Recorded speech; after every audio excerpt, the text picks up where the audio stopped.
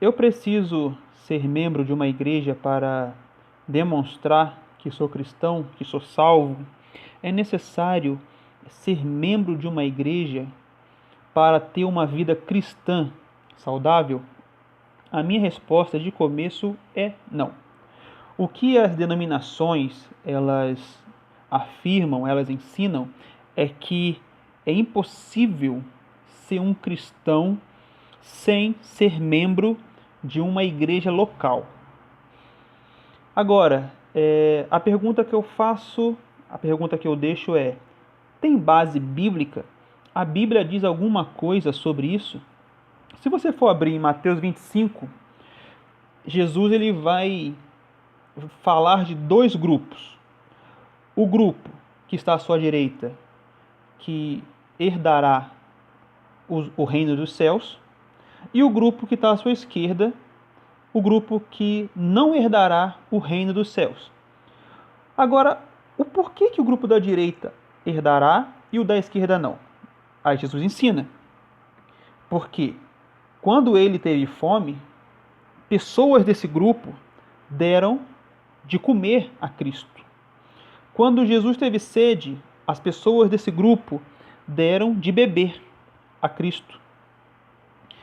Quando Jesus esteve preso, essas pessoas foram visitar Cristo.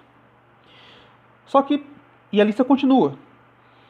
Essas pessoas perguntaram a Cristo: quanto que o Senhor teve fome, teve sede, esteve preso e nós demos de comer, beber e fomos te visitar?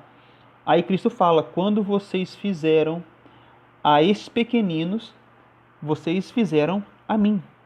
Lembra quando Paulo perseguia os cristãos e quando estava no caminho de Damasco, Jesus aparece para ele e Jesus faz uma pergunta para Paulo. Aí a pergunta era: Saulo, por que você me persegue? Entendam, Saulo perseguia os cristãos. Porém, Jesus pergunta: por que você está me perseguindo? Ou seja, quando fazemos algo, as pessoas estamos fazendo a Cristo. Por quê? No ministério de Cristo, o ensinamento maior de Cristo foi resumir os 10 mandamentos em 2: amar a Deus e amar o próximo. E só podemos demonstrar que amamos a Deus amando o próximo. Não é isso que João vai falar? Aquele que diz que ama a Deus, mas odeia o seu irmão, não ama a Deus. Como é que alguém pode dizer que ama a Deus que não vê, se não consegue amar aquele a quem vê? Então, a Bíblia ela ensina que não é necessário você ser membro, ser filiado a uma instituição para demonstrar salvação e ter uma vida cristã saudável. O que a Bíblia relata sobre isso? Primeiro, historicamente, o primeiro templo cristão surgiu no quarto século. Antes disso, não havia templo cristão, até porque Jesus nunca mandou ninguém construir templo. Pelo contrário, Atos capítulo 7, versículos 48 e 49, Estevão vai citar o Antigo Testamento dizendo que Deus não habita em templos feitos por mãos humanas. Deus não habita em templos feitos por mãos humanas.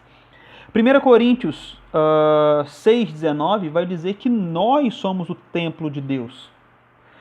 Esse templo que 1 Coríntios vai dizer faz referência ao tabernáculo do Antigo Testamento. Por quê?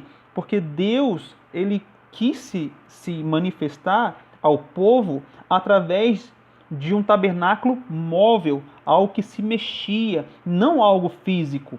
E esse tabernáculo apontava para Cristo, porque quando Cristo veio, ele continha toda a plenitude de Deus. Então Deus habitava no meio do seu povo através de Jesus Cristo.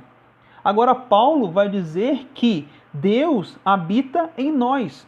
E Deus nunca pediu para que ninguém construísse templo cristão. Tinha o templo judaico, que foi destruído em 70 depois de Cristo, cumprindo-se aquilo que Jesus disse à mulher samaritana no capítulo 4 de João.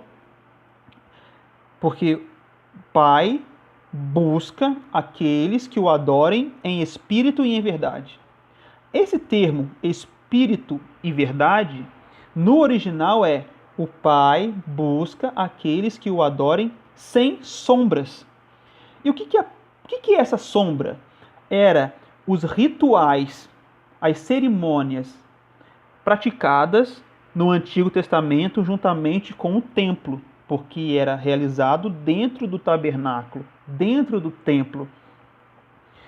Se o Pai não quer e busca pessoas que o adorem sem precisar de algo palpável, sem precisar de batismo, de ceia, de templo, de pastor, de bispo, de apóstolo, o porquê que fazemos ao contrário? Se o próprio Jesus diz que o Pai procura pessoas que o adorem sem intermediários, que não seja o próprio Cristo.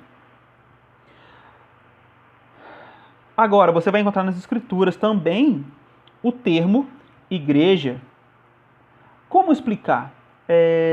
Tem um texto que em Romanos 16, vou ler o texto aqui para vocês. Romanos 16, que diz assim. Romanos 16, versículo de número... Saudai, versículo 5, Romanos 16. Saudai igualmente a igreja que se reúne na casa deles. Ou seja, a igreja aqui, biblicamente, não é o templo, é o edifício, e sim as pessoas que aceitam a Cristo. E essa igreja se reunia numa casa, e não num templo, e não num edifício todo ornamentado. A igreja aqui são os salvos. Então, por isso, por esses textos e por muitos outros, eu afirmo que não é necessário ser membro de uma denominação com CNPJ para ter uma vida cristã saudável. Agora, tem um texto que não pode ser descartado. Hebreus 10, 25 diz: não deixemos de congregar, não deixemos de congregar-nos. Esse congregar é estar junto. O fato de não precisar ser filiado a uma instituição religiosa para demonstrar minha salvação ou para ter uma vida cristã saudável, não quer dizer que eu possa ser cristão em casa, sem pertencer a nenhum grupo. É preciso que eu me reúna a um grupo que tenha o mesmo objetivo, que se reúna, que se junte para glorificar a Deus, para ler as Escrituras, para adorar a Deus e ter comunhão uns com os outros. Agora, participar de ritos cerimoniais, tipo, independente se for pentecostal ou neopentecostal ou tradicional, sempre tem ritos que, se você não fizer, você não pode ser taxado como cristão. Esses ritos é que Deus abomina. Não precisamos mais deles para sermos cristãos. Se você não professar sua fé, eu creio, não sei o que, não sei o que lá, vai, batiza e toma ceia e um monte de coisa. Não precisa nada disso. Deus busca aqueles que o adorem de forma sincera e sem esses ritos. Agora, também não digo que é necessário, que você pode ser cristão na sua casa. Você precisa estar junto com outras pessoas que estejam ali reunidas com o mesmo propósito. Bom, eu espero ter respondido a perguntas, respondido as dúvidas. Se surgir mais algumas dúvidas, pode mandar para mim, que eu farei vídeos. Na próxima semana, o vídeo será sobre para que serve um diácono. E será que os diáconos hoje, eles cumprem a função que a Bíblia manda eles cumprirem? Se você gostou, se inscreva no canal, dê o seu joinha e compartilhe, para que mais pessoas tenham o conhecimento de um outro lado da moeda. Que Deus abençoe e até a próxima.